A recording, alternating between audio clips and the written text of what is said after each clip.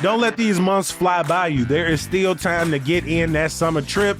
And let's be real, we might want to add the Rock and Roll Hall of Fame to our list. The Cleveland Museum is home of all things rock and roll, and that's an expansive definition, y'all. The new SNL exhibit also brings you up close to artifacts from musical sketches like the cowbell, or maybe the glasses from Run DMC, or the dress from Sabrina Carpenter, and so much more. Check out the Rock and Roll Hall of Fame to learn more about the music that connects us all. More info is at rockhall.com/exhibitions/SNL 50 Years Music.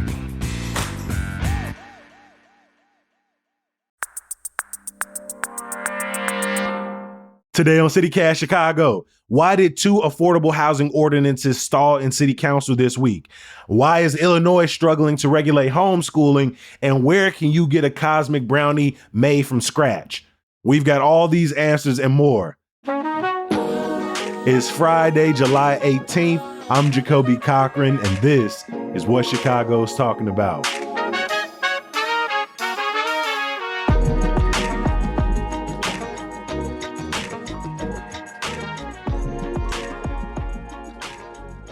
I am joined today by Chalk Beach Chicago's Rima Amin. Rima, welcome back to the podcast, my friend. Thank you so much for having me. We've also got the Tribune's Jake Sheridan in the building. Jake, welcome back. Hello, glad to be here. Every single Friday, we like to bring in these amazing voices to talk about some of the biggest stories happening across Chicago this week. If you are new to CityCast Chicago, welcome. Please go back and listen to our episodes, even if it's from just this week. On Monday, we talked about the importance of water safety, whether you're swimming, whether you're on a boat, whether you're in a kayak. On Tuesday, we sat down and had a big conversation about the longest tenured alder, Walter Burnett Jr., stepping down at the end of the month. And then we finished out the remaining episodes with some real fun. We talked about some of the best takeout to take to one of our favorite parks or beaches in the city.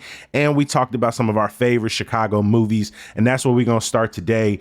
Rima, we created a list of some of Chicago's classics, and the list was ultimately 12 movies long, spanning about 50 years. I want to see if one of your favorite Chicago movies was represented on our list. What's that film for you?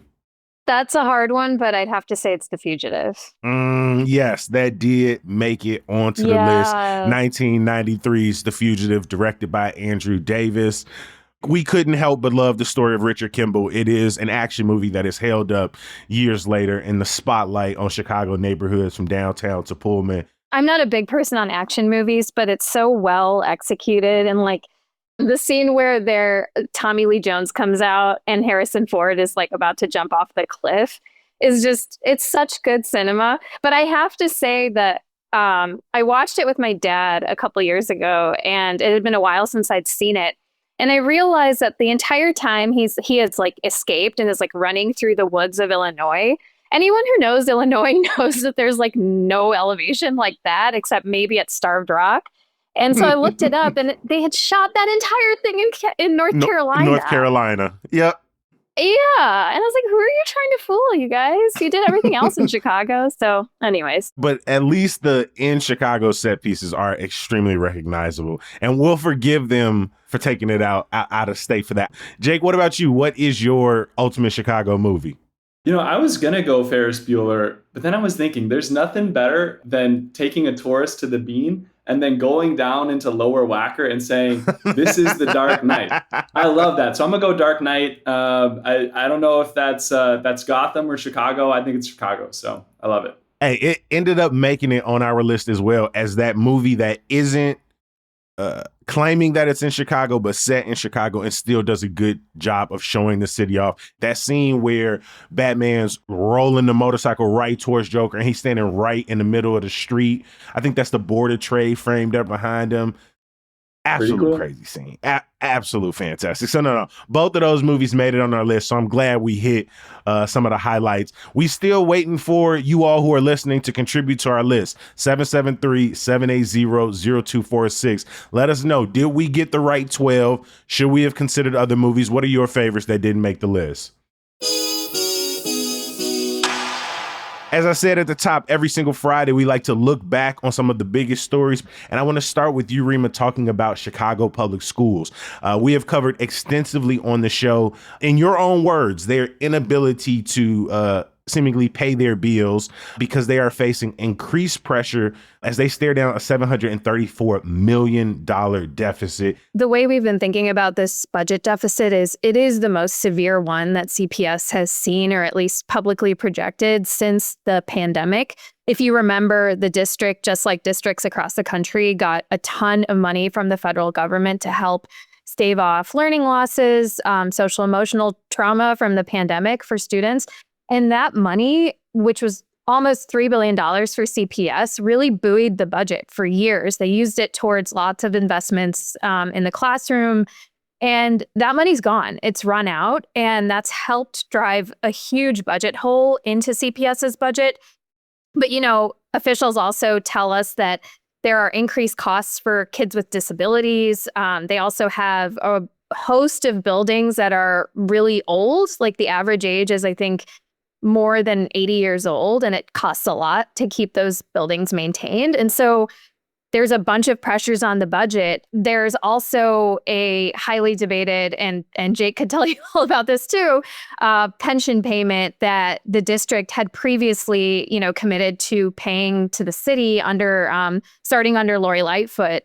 And in for last year's budget and for this year's budget, initially CPS wasn't planning to reimburse the city for that. They're not required to by state law. But with the new interim CEO in place at CPS, who did come from City Hall and, was part of Lori Lightfoot's administration initially, has factored that cost into CPS's budget. So that's all to say that, yes, the district is dealing with a $734 million budget deficit. There's so many different costs. And the additional complicating factor here that I want to remind people of is that there's a new 21-person board that is going to be charged with handling this. Folks this is their first time in government. They're still, figuring out how the process works. It's a lot to digest and figure out. It's going to be one of their first major political and policy decisions. And again, it's the biggest financial challenge that CPS has dealt with in 5 years at least. So it's a really big issue, and we don't have a sense for how they're going to close this budget yet. But CPS right now and board members are holding these community engagement sessions where parents can come. Lots of CTU members have showed up. There's been a handful of students, not that many though, at these sessions this week. And they're targeted towards collecting public feedback on how to solve this crisis. There's typically, to close a budget deficit, you have two solutions. You either find extra money or you make cuts. And right now, you have reported over the last month a couple of rounds of cuts. Most recently, CPS laid off a little over 1,400 school-based staffers. But you wrote that some of these people could be brought back on. In other years, some of these cuts, about maybe 80% of staffers have been relocated to other schools. But how likely is that number to stay consistent given the huge gap they're trying to close? They do these school-based layoffs every year. They say it's a way to adjust staff. It's funny, CPS won't even call it layoffs in their press release. They'll call it staffing adjustments. But in reality, yes, a lot of people end up taking jobs at other schools. They create retention pools. So they'll basically pay people and keep them in a pool centrally and deploy them out to schools that need them. And these are the result of bargaining agreements with labor unions that don't want their members laid off.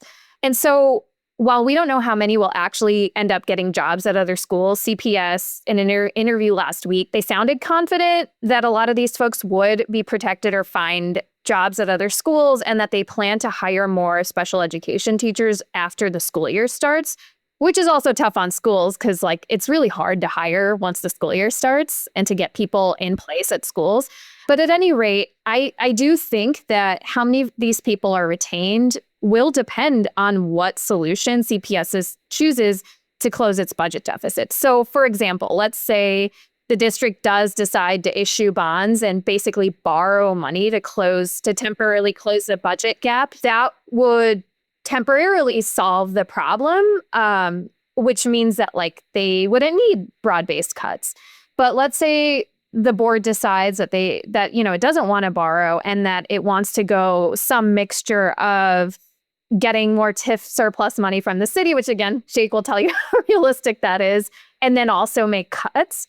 Yeah, that could mean that they decide to like cut more vacant positions, and they decide that, hey, we just like need to lay off more people from schools. And so again, it's going to depend on what route they take. But for now, it does seem like the district feels confident that a lot of these folks will stay in the system.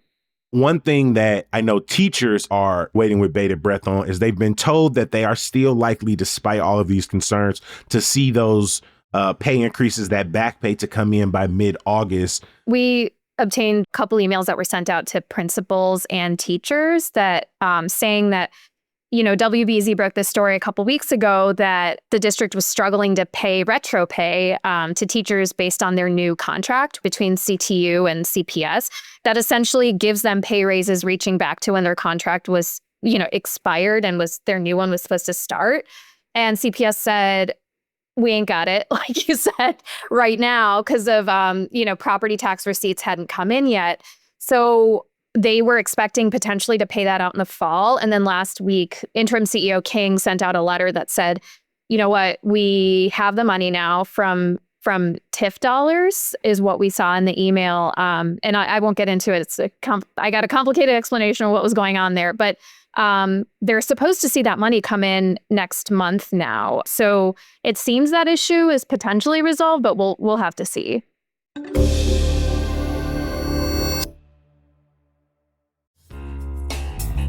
Look, I know the kids may not want to hear it, but it's almost back to school season, which can be very stressful on families.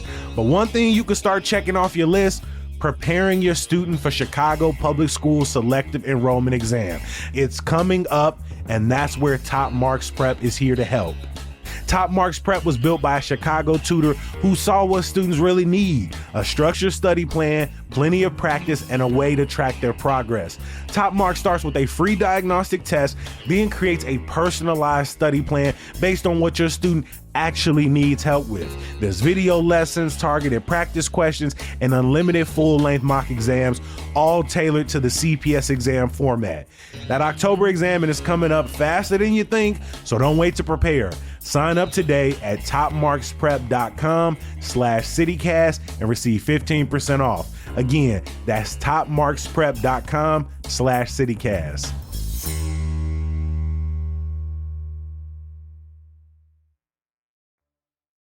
Jake, while Chicago Public Schools is trying to figure out its budget hole, City Hall is trying to take up more and more efforts to combat the growing affordable housing crisis in our city. And two different, I think, action plans were in front of City Hall today. Let's start with one as it focuses on accessory dwelling units, or ADUs. There was an ordinance where essentially Mayor Johnson and his supporters were trying to take back more and more restrictions, make it easier to build these coach houses, these granny flats, as they've been called, across neighborhoods. But obviously, some alders are pushing back. Where did we get in that vote this week? Yeah. Well, real quick, Jacoby, I just want to point out, we talk about this financial crisis. One of the ways for the city to get out of that is to grow, is to expand the tax base, to have more people paying more taxes, sharing more resources. And I think that's something that the mayor has zeroed in on. Candidates like Cam Buckner in the past talked about that a lot. It's a really interesting way to try to resolve some of these issues. So, adding more housing is a potential solution to some of these crises. But so on the ADU debate, this was set up to finally pass this week, and spoiler alert for everything that's about to come, it is stalled. There's a really good chance that this passes in September when aldermen are back from vacation. But so basically what's happening is, there was this push last year to try to legalize coach houses, granny flats, basement units and attic units, additional dwelling units. And, that kind of fizzled out because the mayor wanted it to be citywide, and some of the aldermen in the bungalow belt, especially in these areas that have detached single family houses, they said, no. We do not want more added density. We do not want our neighborhood to change. We don't want more people coming in here. They'll tax the resources that we have that are already stretched, like police, like schools. And, I think they argue that it will sort of ruin the integrity of the neighborhood is the way one alderman, Marty Quinn, put it to me. So the mayor and Alderman Bennett Lawson are trying to kind of make a compromise here. They still want it to be citywide by right to build these ADUs, but they want to limit in single family detached home areas. They want to limit the number of ADUs that can be built per year to 1, 2, or 3 per block. That was not enough. That was not enough to win over folks like Marty Quinn and Greg Mitchell. But the mayor tried again this week. I was walking out into the room behind city council and watching all of them furiously try to come up with a last second solution. The mayor's team thought they had it, and they thought they had won over their opponents here. But Quinn and Mitchell together stalled this ordinance. Yeah, a couple parliamentary moves later, and it got pushed off another six or so weeks. So I think it's going to be really interesting to see where it goes. My best guess is they probably do have the votes to pass the version of this that was floated yesterday, which would give aldermen in those single family areas a little bit of input. It would require homeowners to get an administrative change, and that would allow for aldermen to get some say, but it wouldn't give them the control that they want over their neighborhoods. So, I think it's kind of a classic debate. Do you add density? Do you grow as a city? Or do you allow people to kind of protect the neighborhoods they have and the way they are? It's a really difficult question. The ban on ADUs in Chicago went into effect nearly 70 years ago in 1957. We've seen over the last few years pilot programs that have tried to open up the ability for homeowners and developers to go ahead and build some more additional attic units, basement units, these detached coach houses. My question is, beyond this idea of protecting the way the neighborhood looks or this density, time and time again, these pushbacks for affordable housing really feel like they're pushed back towards the Chicagoans who need them most. And that feels less about an alder protecting the so-called integrity of the bungalow belt and more about kind of keeping their neighborhood more homogenous. Absolutely. I think it's a really interesting point, Jacoby, and it's one that I've heard a lot from different aldermen. I was talking to Alderman Lawson yesterday. I was asking him, well, are you going to give Marty Quinn what he wants? Are you going to give him control? And he said no. And the reason is because there's a lawsuit from INHUD that is basically challenging this tradition of aldermanic prerogative, this tradition of control that aldermen have over basically what gets built in their wards as the basis of segregation in Chicago. Lawson said, we can't give aldermen like Marty Quinn that level of control, because that is precisely what this lawsuit that is in part motivating this change is trying to prevent. So it is absolutely at the forefront of this debate. The degree to which this tool of aldermanic prerogative could be used as something, and it has been used in the past, as something to keep out people of color from neighborhoods. I think if I ran that by Marty Quinn, though, he would point out that he does have a lot of Hispanic people in his ward. It's pretty for sure heavy Hispanics. It is complicated too, to some extent. Some people really do just want to live in a neighborhood that isn't 3 flats or isn't dense, doesn't have a ton of people on the block, quieter.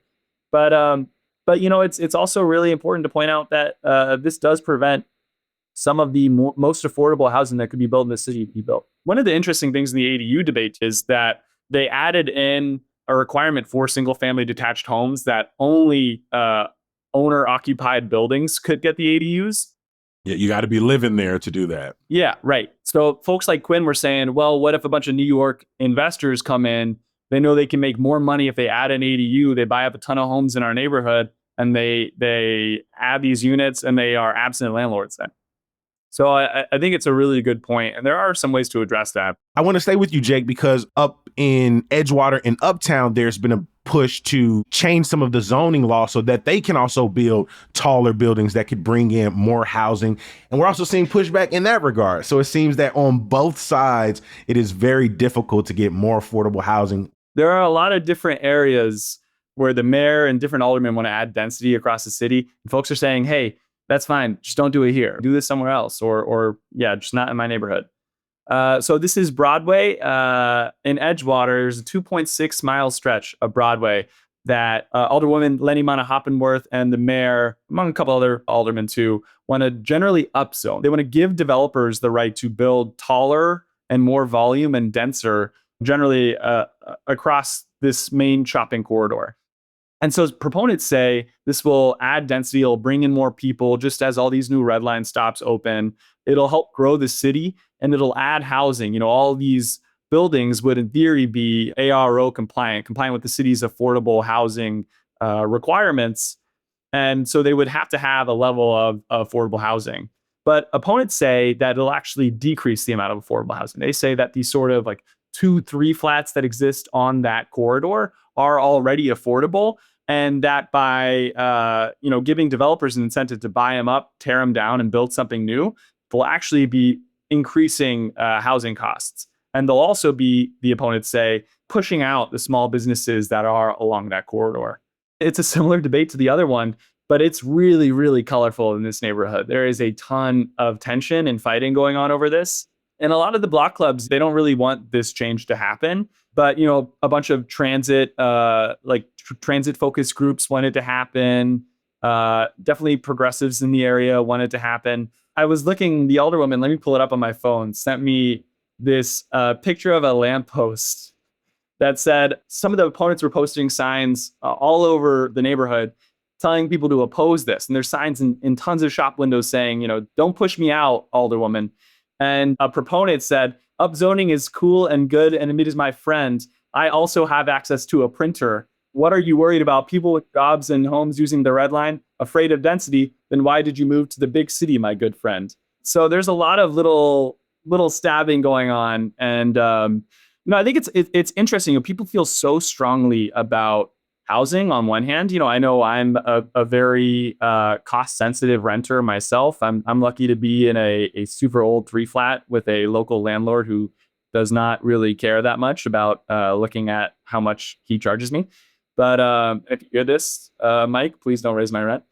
But also people care about the homes they own and the businesses they shop at. They want the folks that they live around to be there, and so it's a really complicated issue. I mean, this really puts the mayor and his administration between a rock and a hard place, because like we said, this feels like both attempts. Obviously, the neighborhood pushback in Edgewater and Uptown wants to complicate, because it's not as simple as bring in some taller buildings, more dense housing that increases the affordable housing stock. We understand that can be directly related. That type of development can be directly related to gentrification and pushing people back. And then on the opposite end, this idea of increasing granny flats, basement apartments, detached coach houses as another solution.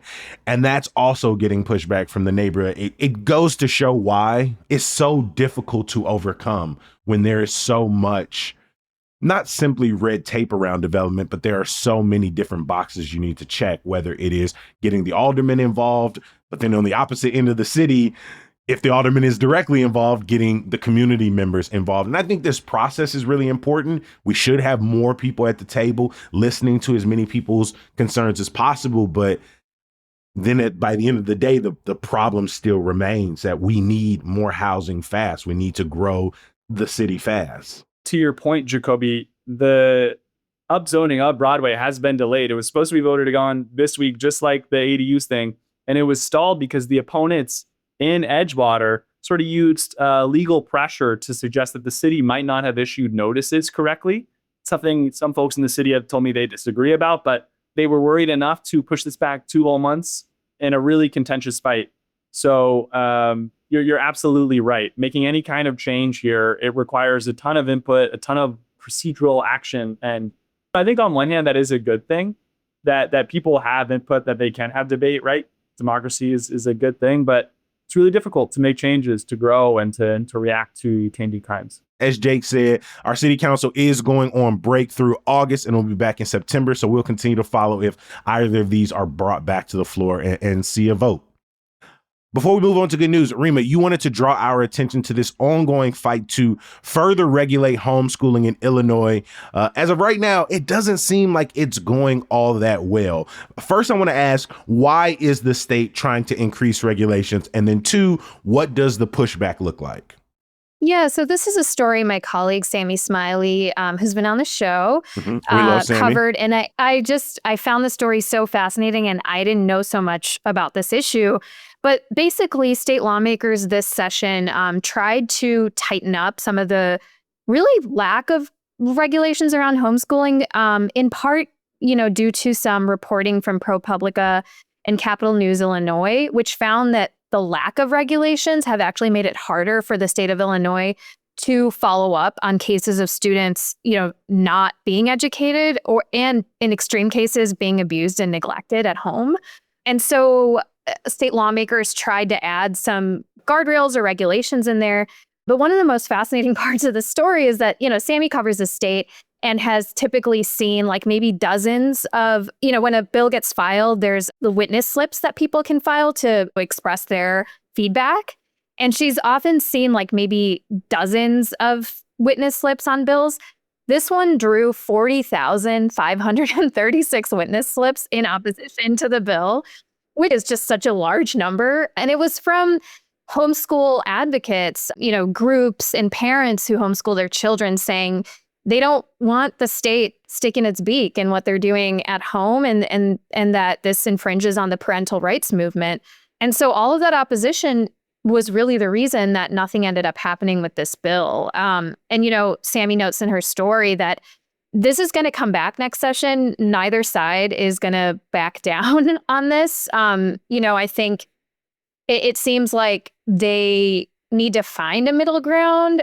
I thought the most interesting thing here is that there really are no regulations around homeschooling in Illinois. There are some requirements, but the state lawmakers wanted to require homeschoolers to submit certain documents to show like what they're teaching their kids. And, that's not currently required. So I guess we'll just see what happens next session. Yeah, they were trying to create some type of educational requirements, like the parent has to at least have a high school diploma. They wanted to check in on the resources that they were using. And a lot of officials say essentially when a parent decides or a family decides they're going to do homeschooling, it really cuts off the state's ability to intervene, to request checkups or updates. And I mean, the growth in the parental rights movement that we've seen, especially post-COVID, whether it's around homeschooling or vaccinations or banning books, it seems like the pressure from opposing parents is only growing stronger and stronger.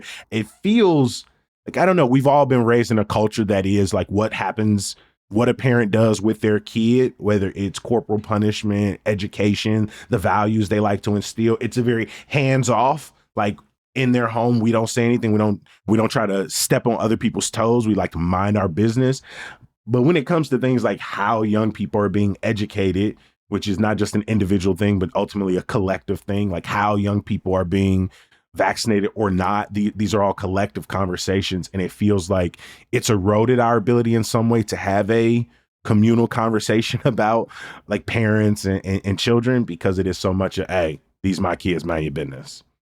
Yeah, absolutely. And I think you're so right that these issues have been highlighted more and have gained more really since the pandemic, definitely. When kids were learning at home, lots of families express good reason for wanting to teach their kids at home. But there's so much sensitivity around the fact, in Illinois, where it is largely unregulated, changing that at all makes homeschooling parents nervous. What else are you going to be checking up on? There's reports out there of like child welfare agencies overstepping. I'm not just talking about DCFS. For sure. And of course, like families are afraid of that. And on the other end of it, it's like Sammy wasn't even able to figure out for her story how many homeschooling parents there are because the state doesn't even keep that data. I'm just very curious about whether there will be a middle ground reached here or if we'll just see like 40,000 more witness slips next session. Before we get out of here, every single episode of CityCast Chicago ends with some good news. And Jake, I want to kick it over to you first. What is your good news for us today? Yeah, well, there's so much good news. Two random things. I got to do the hot dog marathon. If you saw signs in Westtown posted for that, not going to explain what it was, but just know I was eating a hot dog in a hot dog costume at some point last weekend. Watching Alderman Walter Burnett step down was pretty cool. But the most special moment for me was seeing my guy, Craig Dellamore of WBBM, get his flowers yesterday. Watching him be praised by the city council and the mayor for his incredible career, and watching the radio room in City Hall be renamed for him.